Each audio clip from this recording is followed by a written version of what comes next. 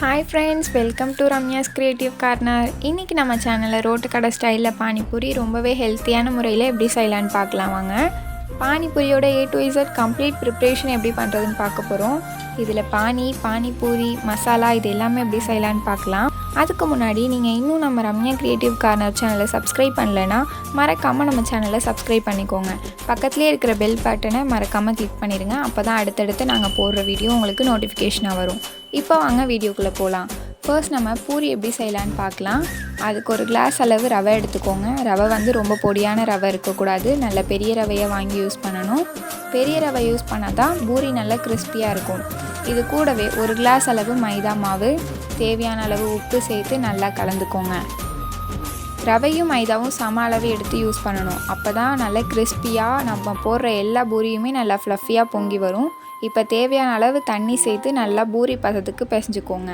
நம்ம நார்மலாக பூரிக்கு பிசைவோம்ல, அதே மாதிரி பிசைஞ்சுக்கோங்க. அதாவது சப்பாத்தி போல் சாஃப்டாக இல்லாமல் பூரிக்கு போல் நல்லா கெட்டியாக பிசைஞ்சுக்கலாம். பாருங்கள், இந்த அளவுக்கு கன்சிஸ்டன்சியில் இருக்கணும். இது வந்து கரெக்டான கன்சிஸ்டன்சி. இது ஒரு அரை மணி நேரம் அப்படியே ஊற வச்சுக்கலாம். அடுத்து நம்ம பானி எப்படி செய்யலான்னு பார்க்கலாம். அதுக்கு ஒரு மிக்ஸி ஜாரில் 4 பச்சை மிளகாய், இஞ்சி, கொத்தமல்லி, பூண்டு 4லேருந்து 5 பற்கள், புதினா எல்லாம் சேர்த்துட்டு இப்போ இதில் கொஞ்சம் தண்ணி சேர்த்து எந்த அளவுக்கு முடியுமோ அந்த அளவுக்கு நல்லா அரைச்சி எடுத்துக்கலாம். அது இலைகள் கொஞ்சம் குறைப்பாக தான் இருக்கும். நம்ம ஃபில்டர் பண்ணி தான் எடுத்துக்க போகிறோம், அதனால் பிரச்சனை இல்லை. இப்போ ஒரு பவுலில் ஃபில்டர் பண்ணி எடுத்துக்கலாம்.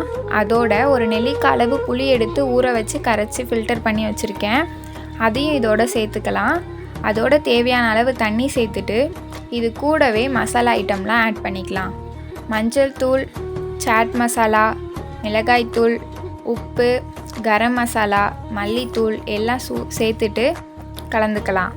நமக்கு பானி இப்போ சூப்பராக ரெடி ஆகிட்டு, இப்போ இதில் உப்பு காரம்லாம் கரெக்டாக இருக்கான்னு செக் பண்ணிவிட்டு இதை அப்படியே ஒரு ஓரமாக வச்சிடலுங்க.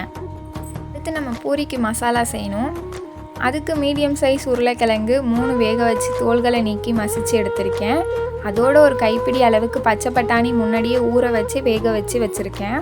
ரெண்டையும் ஒன்றா சேர்த்து கிளறிக்கலாம். நல்லா மிக்ஸ் பண்ணிக்கோங்க.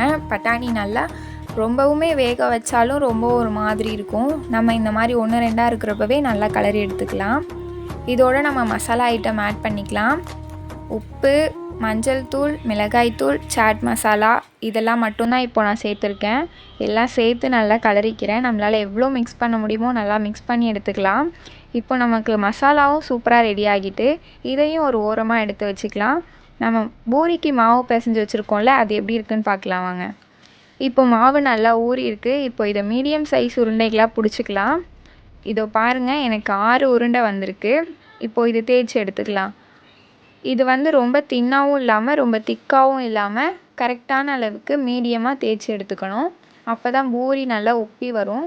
இப்போது இதை ரவுண்டாக கட் பண்ண ஏதாவது மூடி இருந்தால் எடுத்துக்கோங்க. இந்த மாதிரி குட்டி குட்டி பீசஸாக கட் பண்ணி எடுத்துக்கலாம். இதை நல்லா சூடான எண்ணெயில் பொரிச்சு எடுக்கலாம். அதுக்கு ஒரு கடாயில் எண்ணெய் எடுத்து சூடு பண்ணி வச்சுருக்கேன் முன்னாடியே. இப்போது குட்டி மாவை போட்டு பார்த்தா மேலே வரணும். இப்போது இது கரெக்டான ஹீட்டில் இருக்குது. இப்போ எல்லாத்தையும் பொரிச்சு எடுத்துக்கலாம். பூரி மேலே மேலே எண்ணெயில் தெளித்து விடுங்க இந்த மாதிரி. அப்போ பூரி நல்லா உப்பி வெந்து வரும். இப்படி எல்லா பூரிகளையும் பொரித்து எடுத்துக்கலாம். இப்போ வாங்க பூரி எல்லாத்தையும் பொரிச்சிட்டு பார்க்கலாம். அவ்வளோதான், நம்மளோட டேஸ்டான பானிபூரி சூப்பராக ரெடி ஆகிட்டு. பூரியோட உள்ள மசாலா கொஞ்சம் ஆனியன் வச்சு பானி சேர்த்து சர்வ் பண்ண சூப்பராக இருக்கும். குழந்தைங்களுக்கு செஞ்சு கொடுங்க, ரொம்ப விரும்பி சாப்பிடுவாங்க. ட்ரை பண்ணி பார்த்துட்டு கமெண்ட்டில் எப்படி இருக்குன்னு சொல்லுங்கள்.